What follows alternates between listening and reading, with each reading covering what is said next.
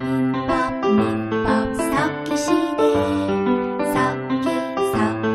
섞기 시대. 네, 안녕하십니까. 1월 29일 민쌤 뉴스 시작하도록 하겠습니다. 지금 들어와 계신 분들 모두 반갑고요. 네, 그리고 오늘 처음 오신 분들도 너무 반갑습니다. 민쌤 뉴스는 뭐 특별히 뭐 이렇게 강의하고 있는 건 아니고요. 그냥 소식들 좀 전하고 한 주간 질문들 좀 같이 다뤄보고 이렇게 하고 있습니다. 편하게 들어주시면 좋겠고요.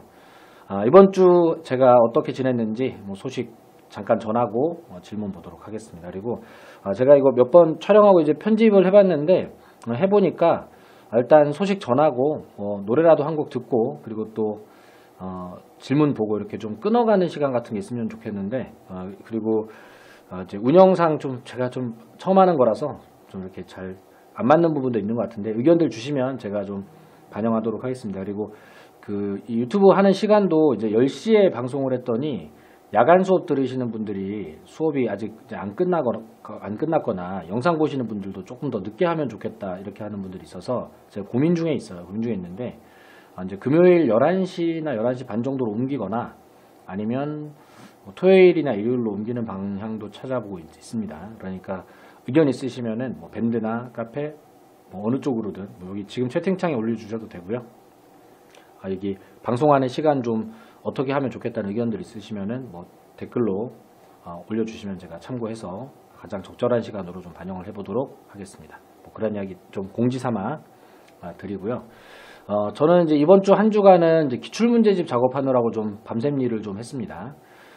기출문제집이 이제 3월 달에 수업으로 진행되고 뭐 학원마다 이제 정규 수업 때 하게 될 학원들도 있고 그리고 특강으로 이제 수업 진행하게 될 학원들도 있고 한데 뭐 배송 문제도 있고 해가지고 2월 초에는 이제 제작 작업에 들어가야 된다고 해요. 그래서 원고를 이제 좀 넘기고 이제 교정만 조금 남아 있는 이런 상태입니다.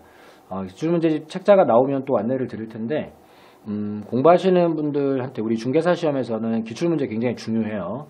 이미 이제 문제가 나왔던 게 반복적으로 나오는 경우들이 굉장히 많이 있기 때문에 이런 부분들을 이제 어떻게 출제했었는지 좀 미리 점검을 해두는 게 반드시 필요하겠고 이제 촬영 수업, 그러니까 온라인 수업 기준으로는 종로에서 촬영을 하는데 3월 달에 오후 수업으로 좀 촬영이 되기 때문에 이제 화요일 저녁이나 뭐 수요일 정도 되면 이제 업로드 되는 상황이 될 거고요.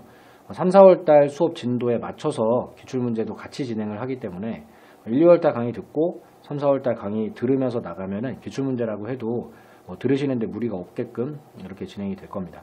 그리고 기출문제 이제 책자 올해 제가 작업하면서 제일 이제 신경을 쓴 게 이제 새로운 기출문제들이 계속 나오니까 이제 소개도 해드려야 되겠고 또 기출문제를 또 유형별로 분석도 좀 해드려야 되겠고 이렇게 하기 때문에 계속해서 이렇게 양이 늘어나는데 뭐 계속해서 양을 늘릴 수는 없어요. 그래서 늘어나는 부분들을 어쩔 수 없이 불가피하게 늘리더라도 과거에 나왔던 기출문제를 또 다시 한번 분석을 해서 해당 테마별로 가장 많이 나온 뭐 중복적으로 2번, 3번씩 출제가 된 지문들은 제가 아예 서머리를 해서 기출문제집에다가 뒤쪽에다가 이렇게 배정을 좀 해놨어요. 이렇게. 그래서 여러분들이 만약에 기출특강을 들으시거나 또는 책자를 개인적으로 구매를 해서 보신다고 생각했을 때 문제는 틀리더라도 뒤에 각 테마별 뒤쪽에 좀 주요 문제 지문으로 나와 있는 지문들은 반드시 뭐 정리를 해서 뭐 손으로 좀 적어 보시는 것도 괜찮고 이렇게 해가지고 시험에 나오면 틀리지 않는 이런 연습을 계속해서 할 수 있도록 하는 이런 작업을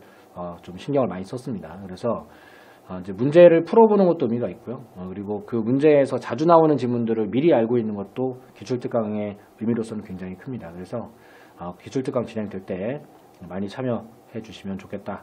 이런 말씀 드리고요. 또 책자가 나오면 책자 그 모양도 이렇게 보여드리고 이렇게 하도록 하겠습니다. 그리고 지금 카페나 밴드에 이렇게 질문 올려주시는 분들 좀 많으신데 질문 올려주시는 분들하고 이렇게 글 남겨주시는 분들 중에 좀 자주 오시는 분들 그리고 또 베스트 질문 이런 걸 제가 좀 선정을 해서 기출 그 문제집 책자가 이제 출간이 되면 저한테도 이제 증정본이라 그래서 몇 권이 와요. 그러면은 제가 몇 분 선정을 해서 한 3분 정도는 될 것 같아요. 3분 정도 선정을 해가지고 책을 하나 선물로 좀 보내드리려고 생각을 하고 있습니다.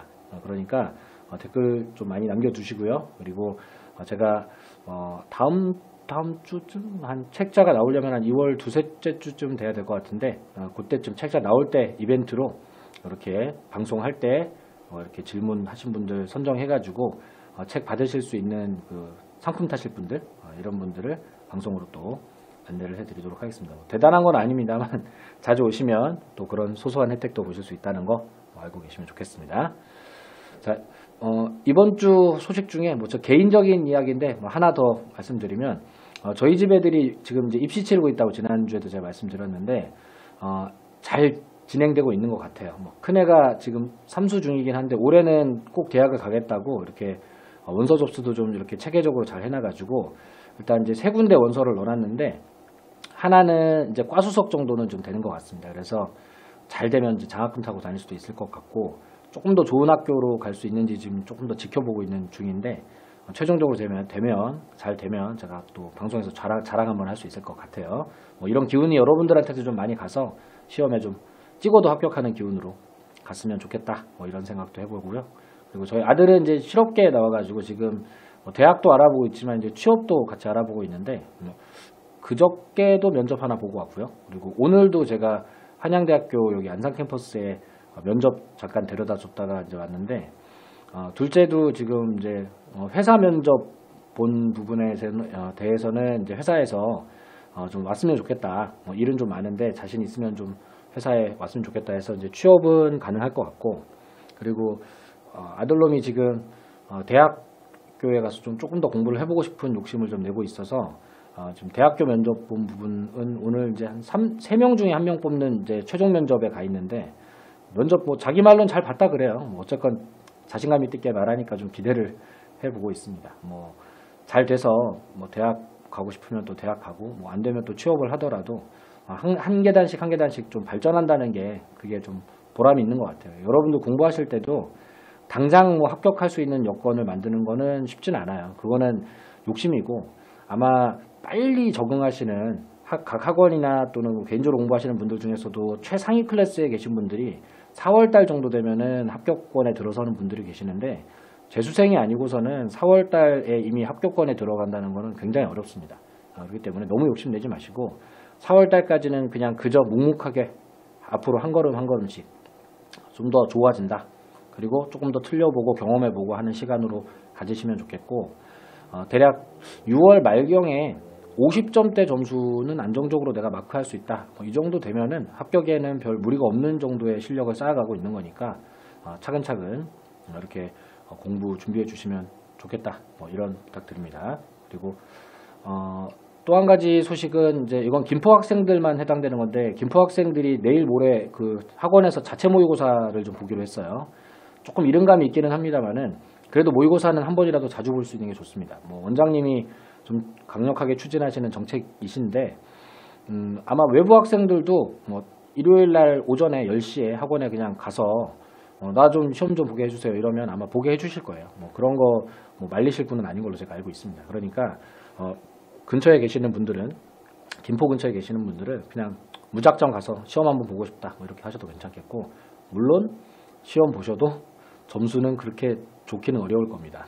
아마 굉장히 최악의 점수를 맞을 수도 있겠는데 그런 경험도 한 번쯤 해보는 거 나쁘지 않아요. 그러니까 시험 보실 수 있는 여건이 되시는 분들은 한번 응시를 해보시고 그리고 점수가 좀 망가져서 나올 때에는 내가 좀 더 긴장해야 되겠구나 이렇게 경각심도 좀 가져보시고 그런 계기로 삼으시면 좋겠다는 생각입니다. 네, 지금 샤이님 일요일날 중간고사 신청했다 이렇게 하시는데 좀 쉬었다가 일요일날 가서 한번 틀려보고 오세요. 아마 많이 틀릴 텐데 괜찮을 겁니다. 이렇게 한 20문제씩 본다고 하니까 무리도 되지 않을 거고 한번 경험 삼아 해보시기 바랍니다. 그리고 이제 온라인으로 공부하고 계시거나 아니면은 이제 종로나 천안에서 공부하고 계시는 분들은 모의고사는 이제 3월 달부터 방문각에서 공식적으로 전국 모의고사가 진행이 됩니다. 전체 응시자 성적도 좀 반영이 이렇게 제공이 되는 그런 모의고사니까 3월 달부터 이제 매달 셋째 주나 넷째 주 토요일이나 일요일 이럴 때 진행되니까 기회가 있을 때 자주 응시를 해서 점수가 어떻게 진행이 되는지 진척 상황이 어떤 건지 체크를 좀 할 수 있도록 이렇게 해주시면 좋겠고요. 모의고사 출제는 3월 모의고사는 이제 강남에 계시는 김종호 교수님이 민법 출제하시는 걸로 제가 알고 있고 그리고 4월 모의고사를 이제 제가 출제를 해요. 근데 혼자 출제하는 게 아니라 가지고 다른 교수님들 문제를 다 이렇게 받아와서 최종적으로 제가 뭐 좀 넣고 빼고 겹치는 부분, 또 난이도 조정 뭐 이런 부분들을 이제 4월달 모의고사를 제가 담당을 하는데 어느 교수님이 낸 문제를 풀더라도 좀 실력 점검이 될 수 있도록 그렇게 좀 다양하게 좀 경험을 해보시라고 이렇게 돌아가면서 선생님들이 최종 담당을 하고 있습니다. 그러니까 온라인으로 시험 공부하시는 분들은 특히 3월달부터 보는 모의고사를 이렇게 다운받아서 보셔야 되겠지만은 시간 잘 지켜가면서 좀 따박따박 볼 수 있도록 신경을 좀 써주시면 좋겠다. 이런 이야기 드립니다. 자, 오늘 민쌤 뉴스 소식은 여기까지 전하고요. 자, 그러면 이제 2부 질문 보도록 하겠습니다. 질문. 네, 밴드 쪽에 질문 보도록 할게요. 네.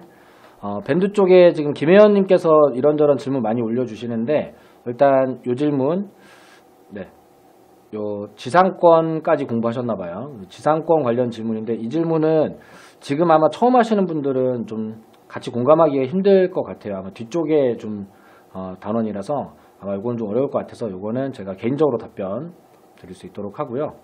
여기 요거는 잠깐 이야기 드려도 되겠네요.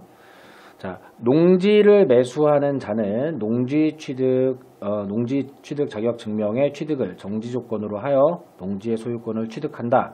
자, 틀린 지문이라는데 해설이 필요합니다. 그러실 것 같아요. 이건 이제 3월 달에 수업할 대상 내용이긴 한데, 사실은 이제 이런 식으로 문장을 쓰는 거는 선생님인 제가 봐도 판단이 썩 쉽진 않습니다. 일단 농지 취득 자격 증명에 관련해서 질문이 이제 좀 온라인 상으로 여러 군데서 또 올라와서 잠깐 소개는 드릴게요. 3월 달에 할 건데 제가 자리를 좀 이쪽으로 옮겨야겠네요. 네. 자, 수업을 할 건데, 일단 농지를 취득할 때 농업인 아닌 사람이 농지를 취득하게 되면은 이제 농토가 다 없어질 수 있기 때문에 농지 취득 자격 증명이라는 걸 이제 국가에서 발급을 합니다. 그리고 이 취득 자격 증명을 발급받아야지 농지를 취득할 수 있게 하는 제도예요. 그래서 이 농지 취득 자격 증명이 없으면 농지의 소유권 취득이 안 된다라고 지금 판례가 설명을 하고 있어요. 다만 그렇다고 해서 농지 취득 자격 증명이 없이 농지 매매 계약을 했다고 했을 때 계약까지 무효냐 이렇게 물어보면 계약은 그러더라도 유효고, 그리고 단지 농지의 소유권 취득을 위해서 그걸 증명하는 농지 취득 자격 증명이 필요하다. 이렇게 좀 구분해서 하고 있습니다. 그래서 농지 소유권 취득하려면 농지 취득 자격 증명이 있어야 되는 게 맞고요. 그리고 농지 매매 계약이 유효냐 무효냐는 농취증이랑은 상관이 없습니다. 이렇게 하는 이유는 농지 취득 자격 증명이 없이 농지 매매 계약 했더라도 일단 그 매매 계약이 유효라야지 그 계약을 지키지 못하는 사람에 대해서 책임을 물을 수 있기 때문에 계약의 효력은 이제 농취증이랑 상관없이 유효로 해놓고 농지 취득이 안 되는 상황이 벌어졌을 때 이제 책임의 문제를 논의하기 위해서 그러는 거다. 이렇게 생각하시면 되는 거고요. 그럼 이제 그 문의하신 이 질문, 정지 조건으로 농지 소유권을 취득한다라고 하는 이 질문이 해석의 여지가 좀 있습니다. 그러니까 농지 취득 자격 증명이 없으면 농지 소유권 취득이 안 되기 때문에 정지 조건 후 소유권 취득이라고 하는 말이 문맥상으로는 이제 아주 틀린 말은 아닌데, 근데 출제 의도가 농지 취득 자격 증명은 조건이 아니라 그냥 하나의 요건이다 이렇게 해석을 한다 그러면 정지 조건으로 소유권 취득한다 이 말이 적절치 않고요. 그리고 이 농지 매매 계약을 했을 때 농지 취득 자격 증명만 취득이 되면 그러면 농지 소유권 바로 취득이 되는 그런 부분도 아니기 때문에 문장이 좀 부적합한 부분이 부정확한 부분이 있다고 해서 틀린 지문 처리를 할 수 있어요. 할 수는 있겠는데, 근데 사실 이런 식으로 이제 문장을 만들게 되면 그러면 사실은 해석의 여지에 따라서 농지 취득 자격 증명이 있으면 농지 취득이 되고 농지 취득 자격 증명이 없으면 농지 취득을 못한다. 그러면 다른 요건은 다 충족됐다고 생각했을 때 농지 취득 자격 증명을 가지는 것을 정지 조건으로 소유권 취득이 되는 현상으로 설명하려면 또 할 수 있습니다. 그래서 출제 의도가 분명히 좀 드러나지 않는 문장이라서 시험장에서 이런 문장을 만났다면 좀 삼각형 처리를 좀 해야 될 부분이고, 우리 공인중개사 시험에서는 사실 이런 식으로 문제를 내면 좀 적절치 않고요. 판례로 출제를 한다면 농지 취득 자격 증명이 농지 매매 계약의 효력 요건이냐 이렇게 물어보면 효력 요건은 아니다. 계약의 효력 요건은 아니다. 이런 정도, 이 정도만 대응을 해주시면 되겠습니다. 자, 여기 지금 댓글 달아주신 분들이 자, 정지 조건은 조건이 성취됐을 때 법률행위 효력이 생긴다는 말인데 계약 당시 농취증 없어도 계약의 효력은 있으므로 자, 이거 굉장히 정확하게 말씀하신 거예요. 그러니까 이렇게 보면 자, 그러면 자, 이게 계약의 효력을 좌우하는 그런 정지 조건은 아니다. 이렇게 해석할 수 있는 거고요. 충분히 이런 해석이 가능합니다. 그리고 아마 출제 유도도 이런 뜻으로 출제한 것 같아요. 근데 사실 이제 물권행위에도 조건 붙일 수 있기 때문에 그 물권행위 측면으로 생각을 하면 또 맞는 지문으로 해석될 여지도 있기 때문에 제가 이 지문은 좀 바로 판정이 어렵다 이렇게 말씀드리는 거예요. 그래서 아마 다른 지문이랑 좀 상호 비교를 해서 이 지문은 틀린 지문도 될 수 있고 옳은 지문도 될 수 있는 좀 해석의 여지가 있으니까 다른 지문을 좀 감안해서 판단을 하셔야 될 것 같습니다. 그리고 틀린 지문으로 평가된 문제라면은 지금 32회 합격 예약이라고 쓰신 이 수험생분이 달아놓은 답글이 크게 오류 없는 맞는 설명이 된다고 이렇게 생각하시면 되겠습니다. 자, 그리고 밑에 보면 이제 비슷한 질문인데 농지 취득 시 농지 취득 자격증명 안 필요한 거죠 했는데 취득하려면 필요합니다. 취득하려면 필요하고요. 실제로 대법원 판례 중에 농지 취득 자격증명 없이 농지에 대해서 매매계약을 하고 소유권 이전 등기를 받더라도 그러더라도 농지의 소유권 취득이 되는 게 아니다. 취득 자격증명이 없으면 소유권 취득은 불가능하다라는 판례가 실제로 존재합니다. 그렇기 때문에 취득하려면 필요하고요. 다만 계약의 효력이 생기는 데는 필요는 없어요. 그래서 계약의 효력 요건은 아니다. 이렇게 얘기를 하는 겁니다. 질문 올려주신 김혜연 씨는 그 계약과 소유권 취득을 분리해서 평가를 하는 부분의 시각을 좀 가져주시면 좋겠다. 자, 이렇게 생각되고요. 자, 여기 답글 달아 놓을 때도 농취증 없어도 계약의 효력은 생기지만 취득을 하려면 농취증이 필요합니다. 제가 이렇게 답글 달아 놓았는데 분리해서 계약의 효력이랑 취득을 할 수 있는지 여부랑 좀 구분해서 보실 수 있게 해주시면 좋겠습니다. 자, 그리고 여기 아래쪽 질문도 좀 볼까요? 김혜연 씨가 질문 많이 올려주셨네요. 자, 불공정한 법률행위에서 법률행위는 무조건 무효인가요? 네, 그렇습니다. 절대적 무효니까 그냥 무조건 무효라고 보시면 됩니다. 자, 공정하게 전환될 여지가 있으니 헷갈렸던 것 같아요. 이렇게 하는데 자, 공정하게 전환된다는 뜻이 아니에요. 자, 불공정 법률행위가 무효행위 전환이 가능하다는 것은 공정하게 전환된다는 게 아니라 다른 법률행위로 실제 사건에서는 매매계약을 했던 매매계약이 불공정 법률행위로 되었다가 자, 증여계약으로 전환되는 형태로 인정이 된 거지 불공정이 공정해졌다 이런 개념으로 이해를 하시면 곤란합니다. 자, 그래서 여기 질문 올리실 때 첫째 줄은 좀 오류가 있는 것 같아요. 좀 수정을 하셔야 될 것 같고 항상 무효행위 전환 개념을 공부하실 때는 다른 법률행위로 바뀌는 개념이다. 이렇게 정확하게 해주셔야지 자, 유효로 전환된다, 공정하게 전환된다 이렇게 전환이라는 말만 살리면 되겠지 이렇게 생각하면 개념이 틀어져요. 그러니까 자, 불공정한 법률행위에 대해서 무효행위 전환이 가능하다 하더라도 그것은 공정해졌다는 게 아니라 뭔가의 다른 법률행위로 효력이 생겼다. 자, 이렇게 읽어주셔야 됩니다. 자, 그리고 자, 무권대리인의 법률행위는 유동적 무효 맞죠? 자, 사기 강박은 취소권이 생겨날 거기 때문에 또 미성년자 행위도 취소권이 생겨날 거기 때문에 유동적 유효 자, 맞는데 이 유동적 유효라는 표현은 좀 일반화된 표현은 아니에요. 이거는 제가 알고 있기로는 이제 연세대 교수님들이 좀 주로 쓰시는 표현인데 학계에서도 이 표현을 쓰시는 분들이 좀 제법 있기는 합니다. 하지만은 뭐 정식 용어라고 하기 조금 애매하고요. 효력이 있지만 취소를 하면 무효로 바뀔 수 있다 해서 유동적이다는 개념을 살려서 부를 때 유동적 유효라는 이름으로도 부르는데 좀 중개사 시험에서는 이 표현을 사용한 적이 거의 없는 것 같아요. 그러니까 취소할 수 있는 법률 행위를 유동적 유효라고 하셔도 괜찮지만 그 용어를 너무 이렇게 맹신하고 있는 거는 글쎄요. 시험에서 크게 도움은 되지는 않는 것 같습니다. 자, 그러면 문제가 사진으로 올라왔으니까 문제를 잠깐 풀어보도록 할게요. 자, 다음 중 법률행위 효력이 확정적인 것은 확정적이라는 것은 이제 바뀌거나 할 일이 없다는 뜻입니다.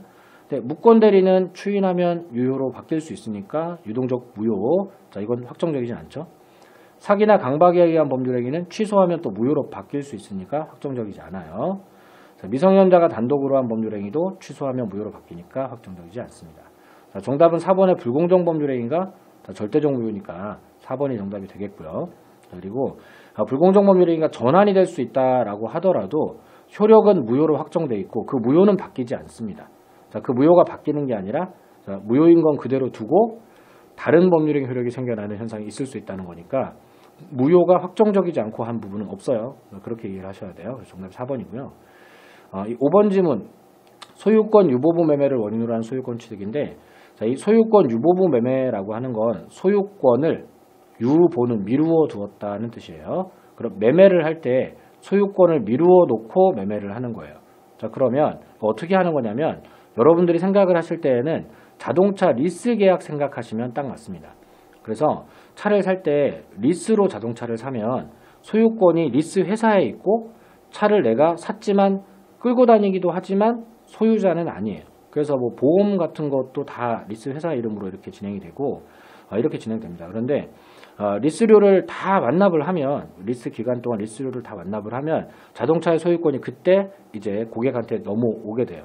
자, 그래서 소유권을 남겨놓고 차를 가지고 가서 산 것처럼 쓰는 거, 이걸 이제 소유권 유보부 매매라고 합니다. 자, 이 소유권 유보부 매매가 효력이 확정적이냐 확정적이지 않느냐, 자, 이런 부분은 사실은 좀 해석의 여지가 또 있기는 해요. 아까도 제가 해석의 여지가 있는 문장들이 시험에 있다 이런 얘기 좀 드렸었는데, 사실 소유권 유보부 매매를 하게 되면 소유권이 판매자인 리스 회사에 있다가 리스료가 완납되면 그때 이제 소유권이 매수인한테, 자동차 사신 분한테 이제 넘어오게 되는데, 그러면은 소유권이 어디로 갈지가 이제 확정이 안 돼 있고, 리스료가 완납이 또 안 되는 경우, 중간에 또 리스료를 납부하지 못하는 경우가 됐을 때는 또 영원히 매수인한테 소유권이 못 가는 경우도 생길 수가 있기 때문에 소유권 취득이 확정적이지 못하고 리스를 완납을 해야지만이, 그러니까 유보된 소유권이 완전히 넘어와야지만이 확정적이다, 이런 취지로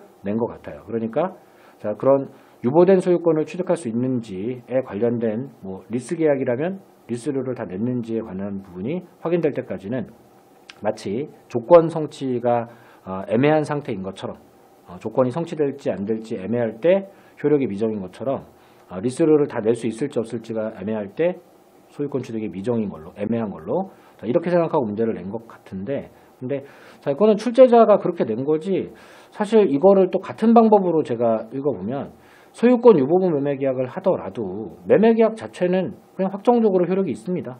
유효해요. 뭐 유동적 무효도 아니고 취소할 수 있는 것도 아닙니다.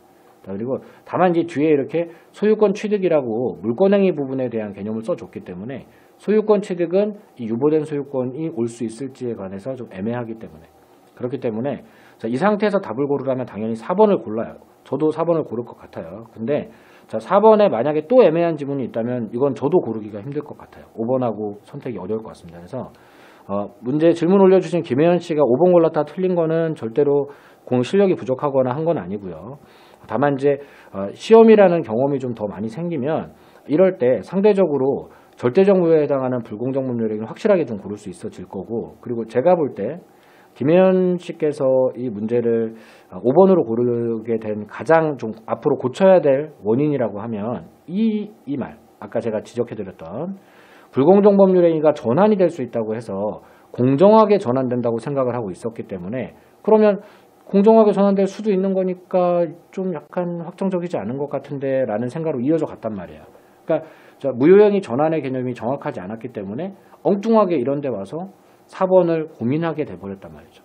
사실 5번은 앞으로 제가 볼 때는 영원히 시험에 다시 등장할 것 같지 않은 지문이에요. 리스 계약이 우리 시험 범위도 아니고 소유권 유보부 매매를 중개사 수험생들이 배우지도 않습니다. 자, 그렇다면은 4번에 명확하게 정답을 줬으니까 5번은 뭐 좀 흔드는 용도로 뭐 삼각형 치고 풀어라 식의 이런 출제가 됐다는 건데, 공부를 앞으로 하실 때 여러분들이 5번을 공부해서 시험장에 가서 5번을 만났을 때 대응을 하겠다? 아무리 생각하셔도 수십 년 지나도 아마 다시 보기는 힘든 지문이 될 거예요. 그런데 4번 지문을 정확하게 맞추기 위해서 무효행위 전환 개념을 좀 잘못됐던 걸 수정을 하고 가겠다, 이렇게 하는 방향으로 틀린 문제를 관리를 해주셔야지, 그래야지 다음번에는 좀 맞출 수 있는 상태로 갑니다. 시험 공부하시는 분들이 기출문제 풀어보실 때 이런 실수를 굉장히 많이 하세요.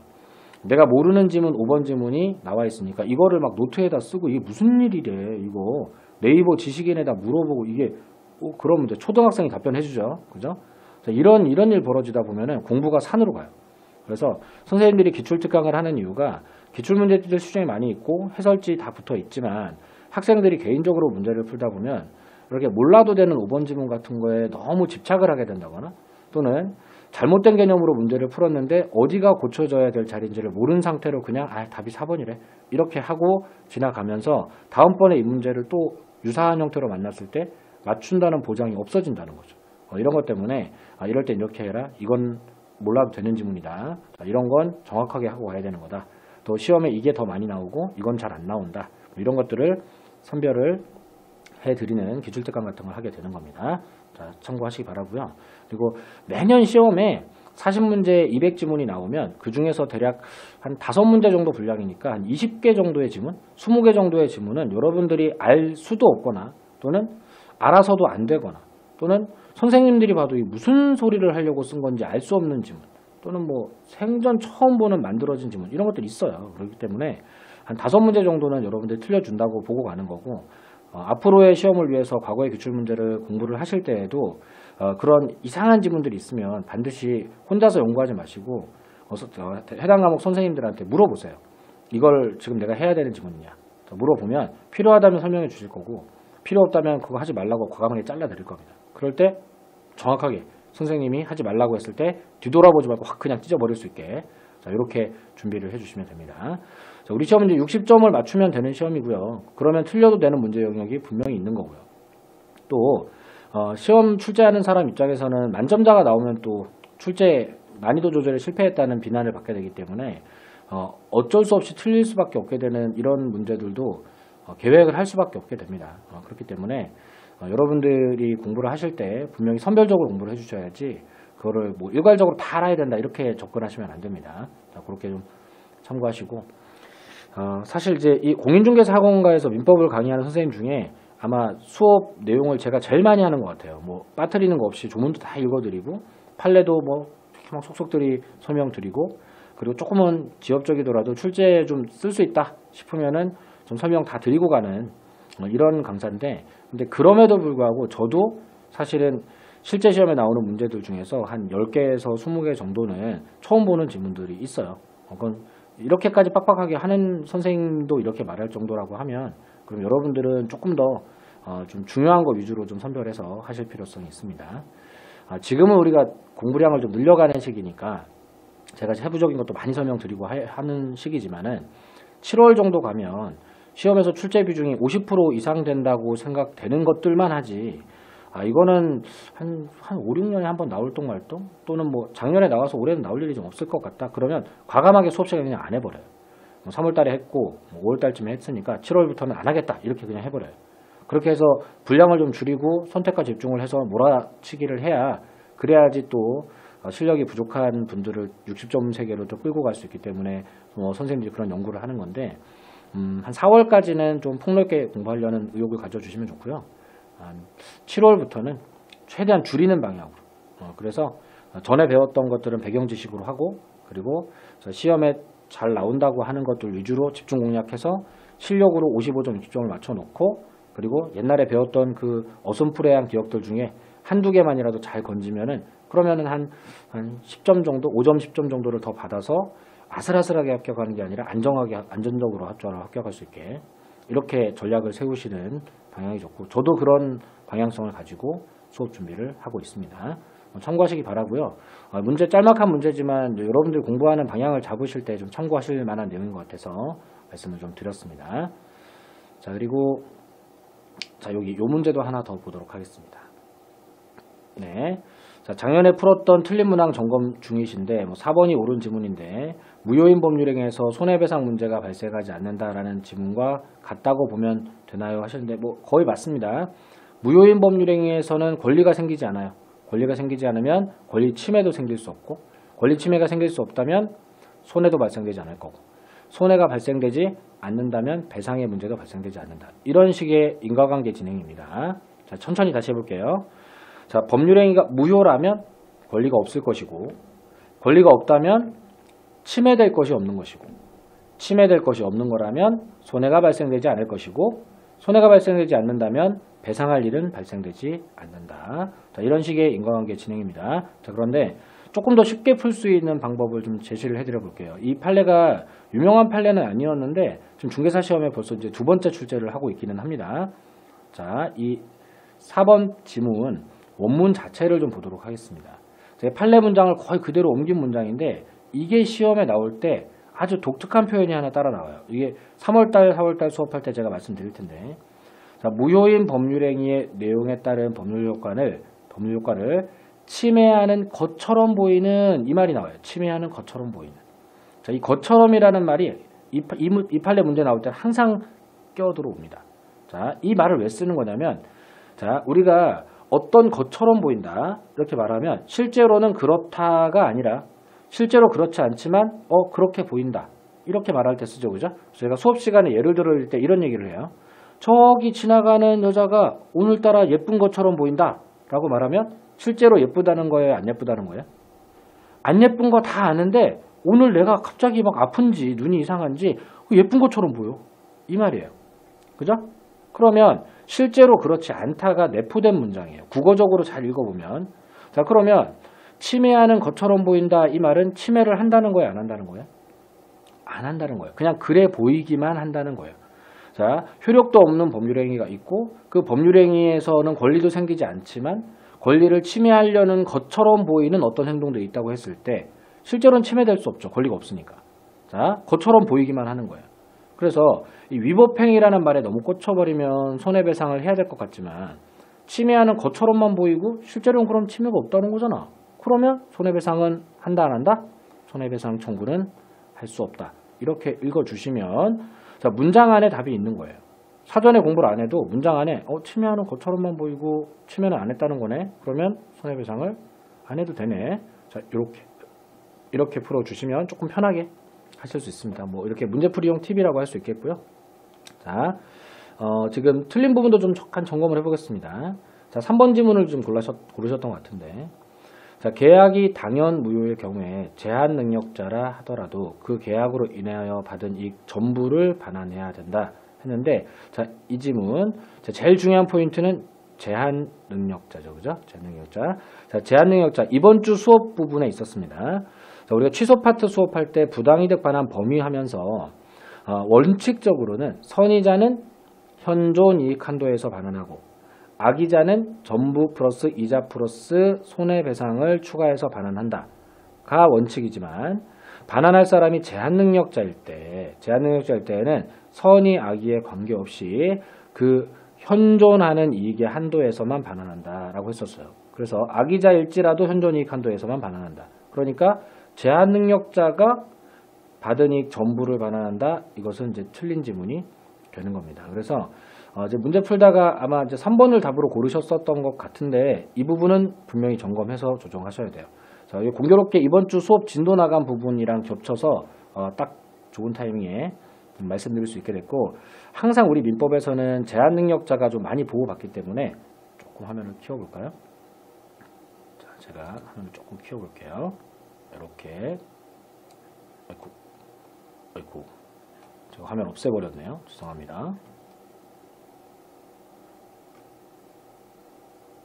네, 여기 있네요.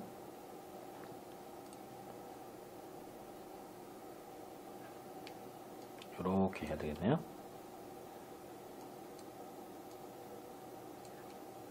네, 조금 더 잘 보이시나요?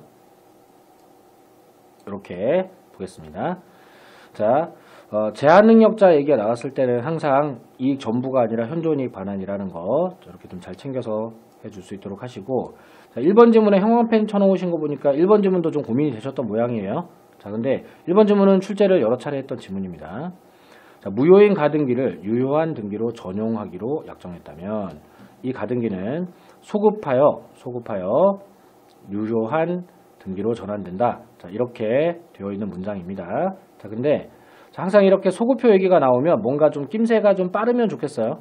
자, 소급표를 물어보는 건 무효행위 추인, 취소, 또 뭐 무권대리 추인 이런 데서 물어보죠. 자, 그러면 여기는 등기라고 말을 했지만, 자, 등기가 무효가 되는 건 그 등기를 하게 된 원인에 해당하는 법률 행위가 무효이기 때문에 등기가 무효가 되는 경우가 많아요. 자, 위조로 인한 등기가 아닌 이상에는 법률 행위를 하면서 등기를 했을 때 그 법률 행위가 무효니까 등기도 무효가 되는 거예요. 자, 그러면 무효인 가등기를 유효한 등기로 전용한다는 건, 자, 바꿔서 쓰겠다는 겁니다. 근데 무효등기를 유효등기로 전용해서 쓰려면 이 무효등기를 할 때 했던 법률행위가 무효였을 텐데 그걸 추인을 해야지 무효등기를 쓸 수 있어요. 결국은 이 지문은 무효행위 추인을 통해서 무효였던 등기를 그냥 쓰려고 하는 행동을 한다는 겁니다. 그러면 무효행위 추인은 이번 주에 수업했죠? 자, 무효행위 추인은 새로운 법률행위가 되는 효과가 생기고 소급표가 있다 없다? 없다. 자, 그러므로 소급하여라고 하면 틀린 지문이 되는 거고요.